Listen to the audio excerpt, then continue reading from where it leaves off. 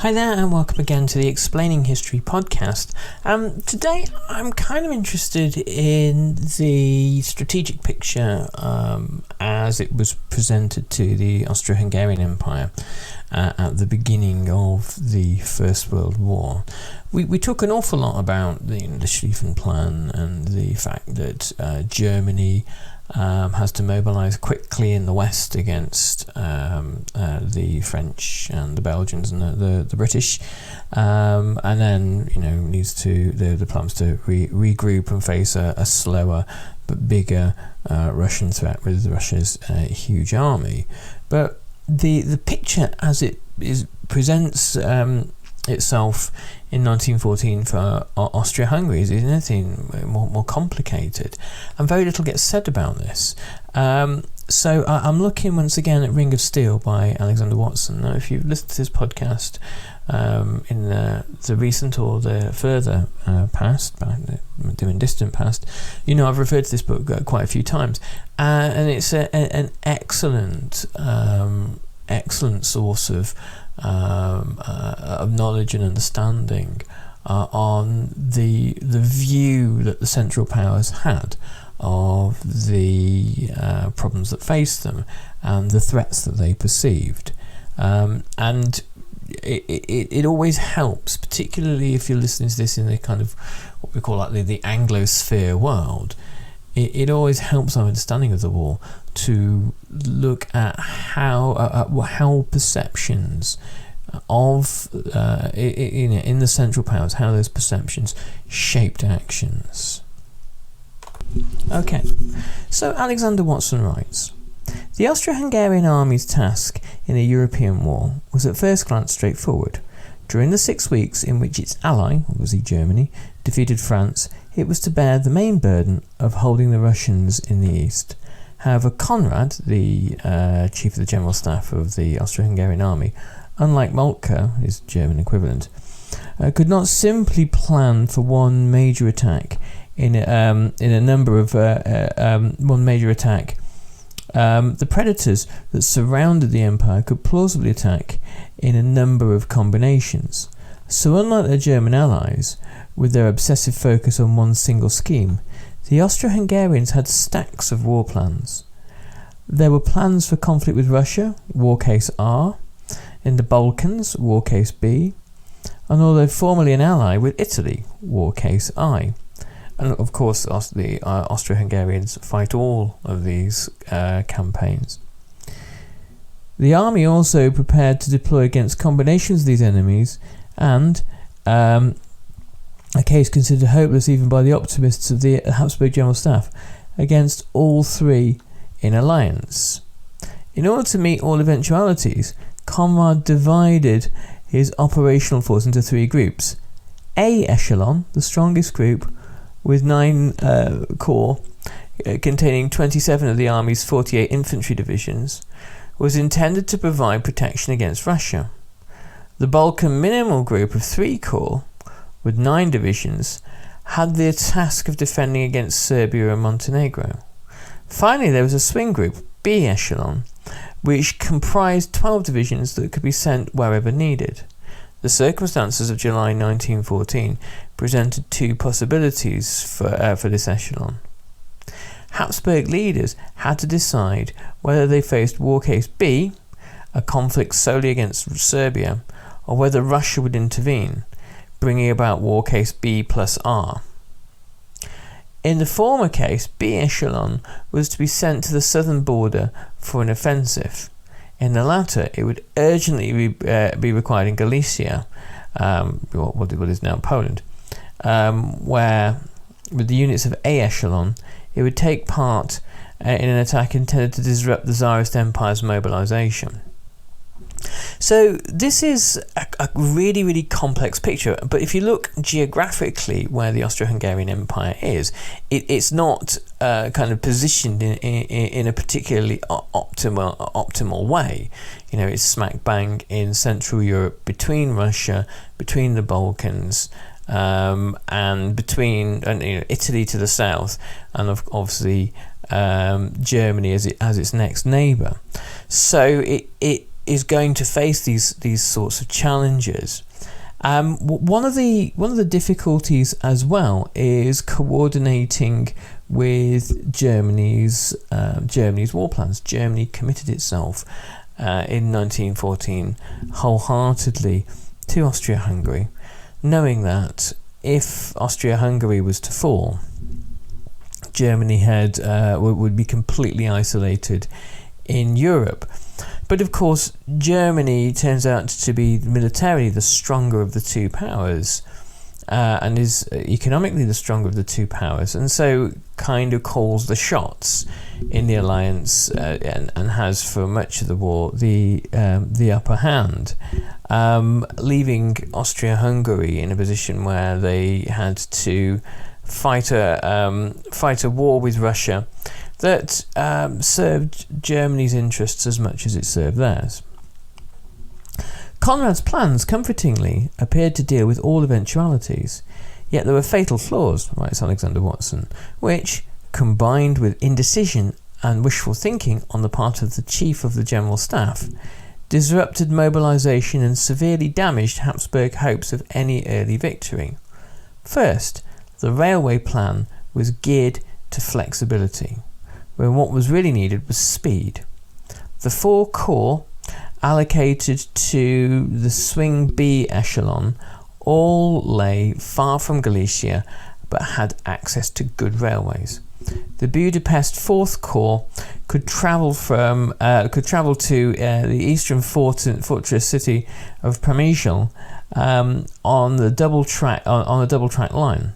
The Prague 8th and Light Militz 9th Corps were on the monarchy's most modern railway artery, the Nordbahn. If speed had been the priority, then it would have been optimal to transport these distant units first and then start moving divisions of A echelon, most of which were based closer to the battlefront. However, Conrad's demand for flexibility meant that the army's rail experts did the opposite. B echelon was to be held stationary, while A echelon was loaded into the first transports. Okay, so the question is, why is Conrad interested in flexibility over speed of deployment?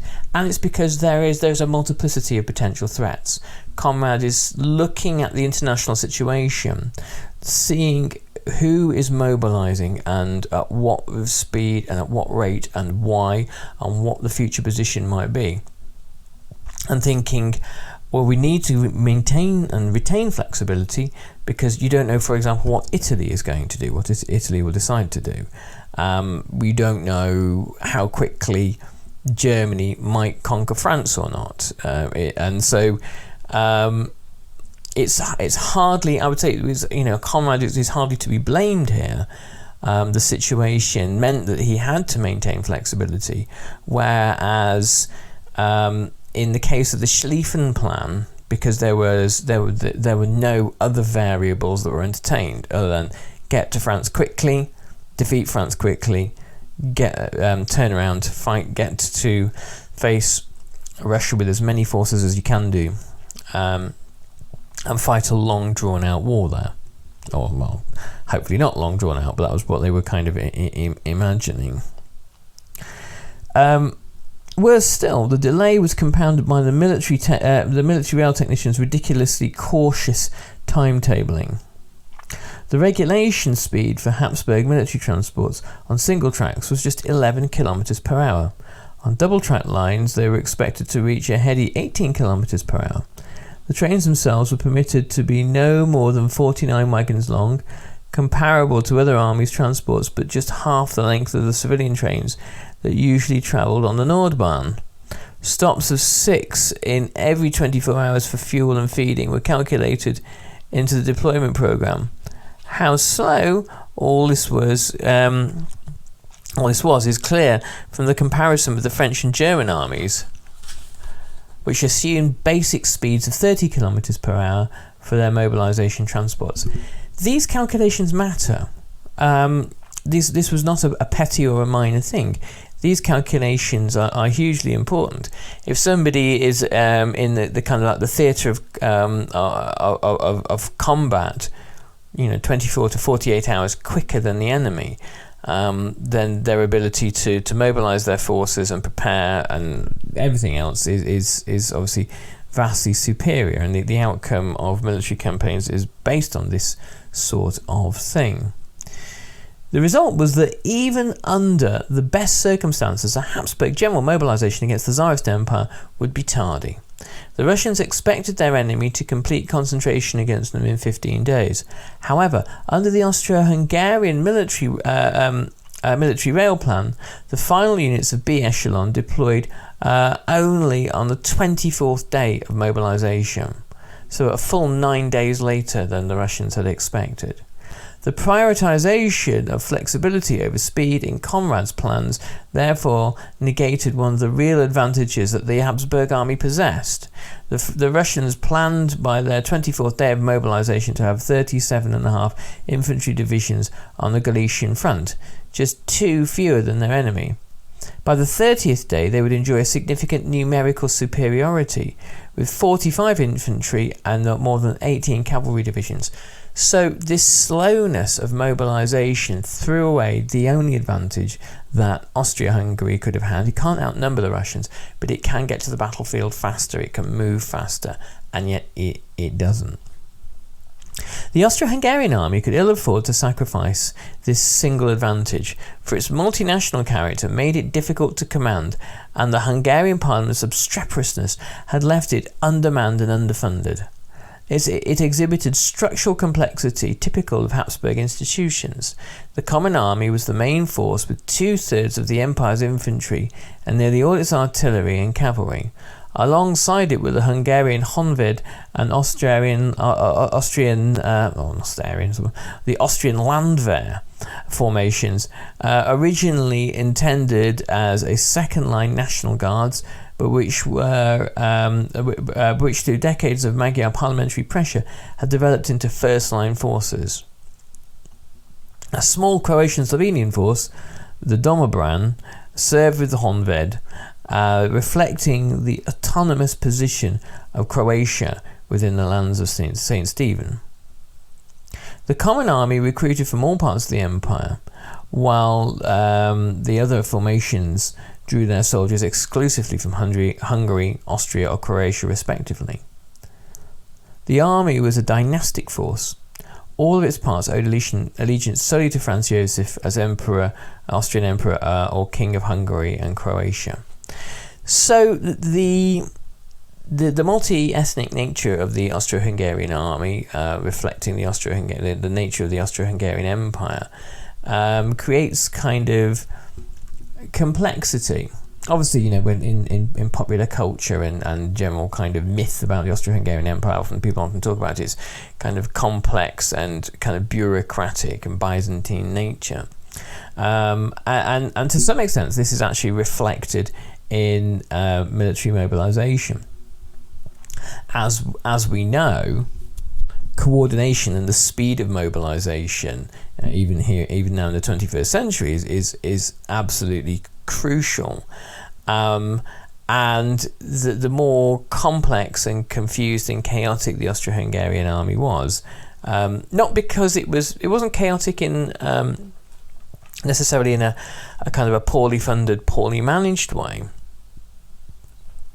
Austro-Hungarian society is and government is a kind of like a highly functioning system, but it's kind of bogged down in officialdom and bogged down in caution. It's highly bureaucratic, and also it is the product of the empire that created it, this multi-ethnic patchwork empire. While the German and French conscript forces were, in the jargon of the time, people's armies, composed of each nation's manhood, the Austro-Hungarians fielded, as its history proudly asserted, an army of peoples. The ethnic composition of the force's rank and file closely mirrored that of the empire which it served and from which it was drawn. The Habsburg army had followed other European forces and switched to territorial recruitment in 1882, raising units within 16 corps districts. A measure of that accelerated mobilization and limited the mixing of nationalities. Even so, the force still had to overcome considerable communication challenges. On the subject of nationalities, this is really interesting and really telling. And the previous conversation, the podcast we had about the Austro-Hungarian Empire, pointed towards the idea that having separate Czech, Hungarian, Croat, and other nationality groups, nationality regiments and divisions within the Austro-Hungarian Empire is one of the causes of the Austro-Hungarian Empire's fragmentation and collapse by 1918. What happens is that the various suppressed nationalisms, which weren't quite as powerful as in 1914 as people might think. They weren't necessarily going to emerge. Independent nation states weren't particularly likely to emerge, and there was a lot of loyalty and goodwill towards the emperor. But the experience of war and the hardships of war, and the idea that you have Croats or Czechs fighting for something. The nationalist ideas and nationalist sentiments and nationalist aspirations are very easy to introduce at this stage, and think well, if we are fighting and being killed in the trenches, let us fight for a nation of our own. So even so, the force still had to overcome considerable communications challenges. These were resolved in the first instance by designating one tongue as the language of command and the language of service. This was German in the Common Army and Landwehr, Hungarian in the Honved, and Croatian in the Domobran. Each soldier learned 80 words in this language so that he understood basic commands like attention, at ease, or fire. The men also memorized around 1,000 technical terms, including the names for parts of their weaponry. Conversation might not be possible, but soldiers from different corners of the empire should be able to strip their rifles or service a field gun together. Additionally, to facilitate everyday communication at lower levels of the military organization, any tongue spoke by at least 20% of soldiers in a regiment, a unit of around 3,000 men, was designated a regimental language. In 1914, even though the army was territorially raised, only 142 regiments, fewer than half in total, were sufficiently ethnically homogeneous to be considered monolingual. Some 162 regiments officially had 2 languages, 24 used 3, and there were even a few regiments raised from areas so mixed that 4 languages had to be recognised. Any new officer arriving at a regiment had 3 years to learn its languages. The duty was taken seriously, for the men had a right to speak in their own tongues to their superiors up to company commander, and failure meant delayed promotion or even dismissal. Most Habsburg professional officers were therefore proficient in at least 2 tongues. The corps high flyers usually spoke more. Conrad, for example, had mastered 7. So this is interesting. This kind of really tells us something, doesn't it, about the importance that Austria-Hungary attached to the kind of accommodating and adapting to the kind of linguistic needs, at the very least, of its soldiers. The officer corps, which numbered 18,506 professionals and 13,293 reserve officers, was the army's greatest asset. The corps shared its Prussian allies' aristocratic ethos and honour credo, but its social profile was much less exalted. 2 decades before the war, the share of nobles amongst career officers had been 28.6%, but it had fallen by 1914.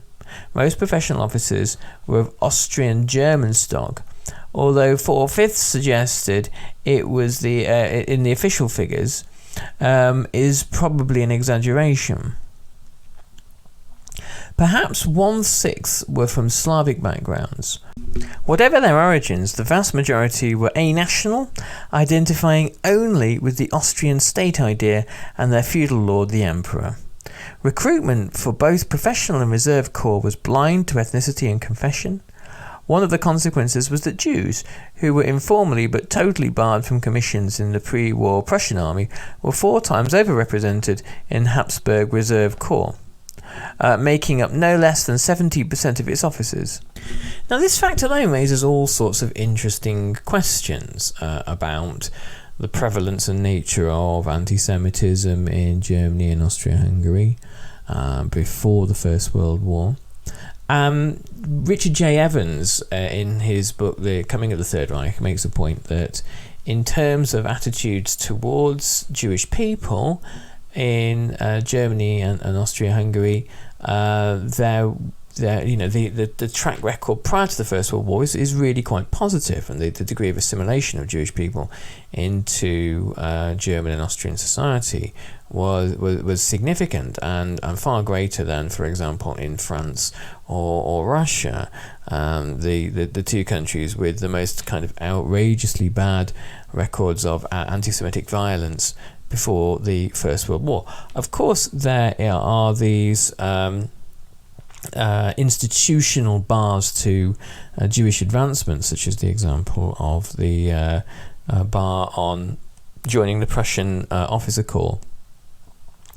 And this is bad, and but in terms of the kind of the raw, violent anti-Semitism and conspiratorial thinking that becomes prevalent in Germany and Austria in the 1930s, there's very little of that.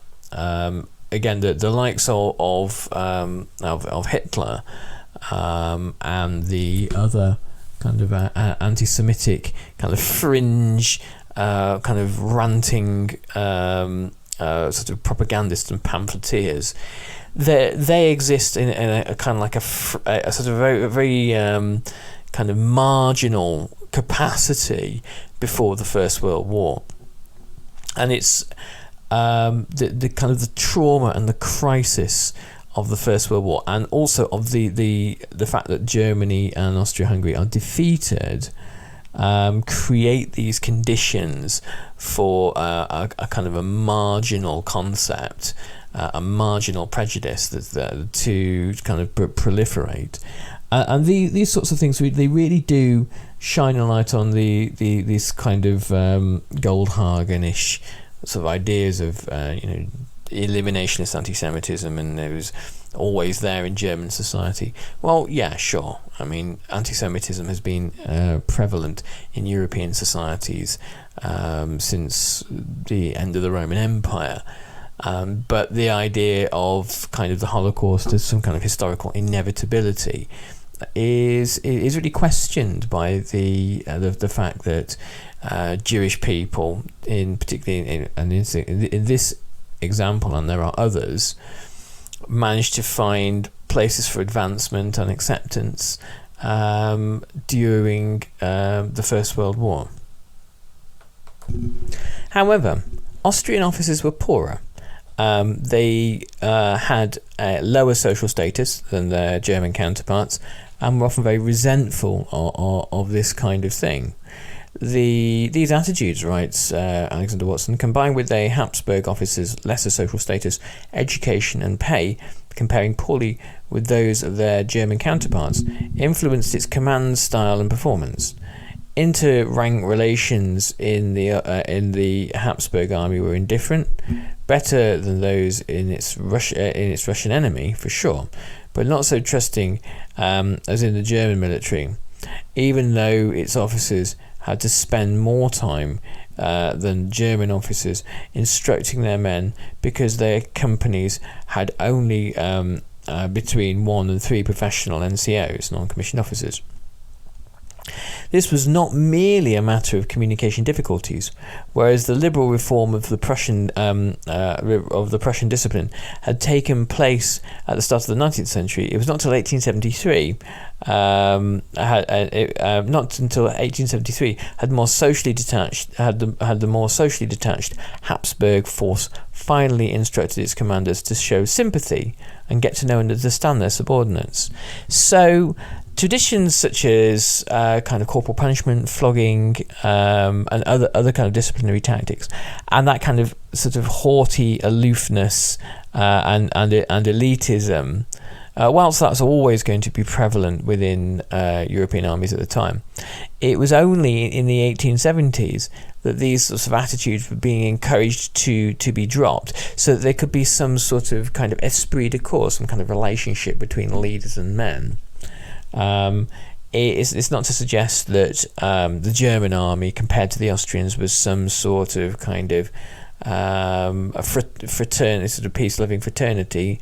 Far from it. There are hierarchies and elitism and class there as well, but it was more common that a general would get down from his horse and walk amongst the men and talk to them, and ask them how they were and give them the time of day, and less common in the Austrian army. On the other hand, the Corps' self-isolation and rejection of civil society probably reinforced its intense devotion to the emperor. The sacrifice that it made during the war was astonishingly high. 31.3% of professional officers and 16.5% of reserve officers fell in imperial service. The Common Army's biggest problem with its men was that it simply did not have enough. Its 1,687,000 strong field army was dwarfed by the 3.4 million soldiers of the mobilized Russian force. Additionally, the low proportion of the male population drafted in peace meant there was a relatively small pool of trained reserves to act as casualty replacements in war. The manpower pool from which the army recruited was very mixed. In the west of the empire, educational standards and the acceptance of state power were little different from that of the Western nations. In peacetime, just 3% of German-speaking Austrians had attempted to dodge the 3-year military conscription. In the disgruntled but well-educated Czech lands, 6 to 7% of men ignored the summons to the colours. By contrast, Hungarians, who still bore a grudge for the Habsburg soldiers' brutal suppression of their 1848 revolution and disliked the Common Army, had an absentee rate before the war of a little over 25%. Worst of all, with the Galicia and South Slav lands, areas with much illiteracy and irredentist movements, as well as high emigration, where resistance in the last decade of peace had risen to the point that over 1/3 of those mustered failed to present themselves.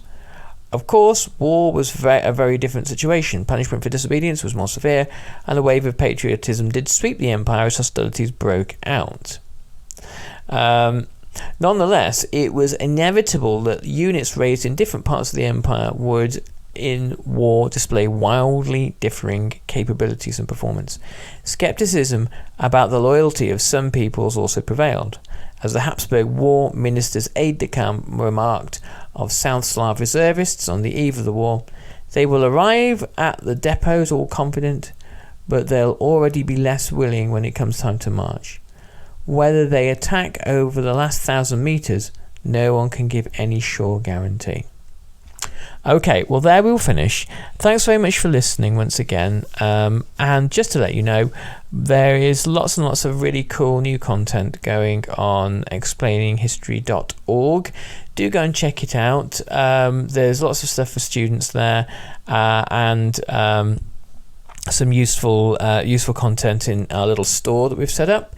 So yes, do give it a look, and pass on the word if you are if you're studying history and you are find this useful. Let everybody else know, because it does help to spread the word a little bit and keeps the whole thing going.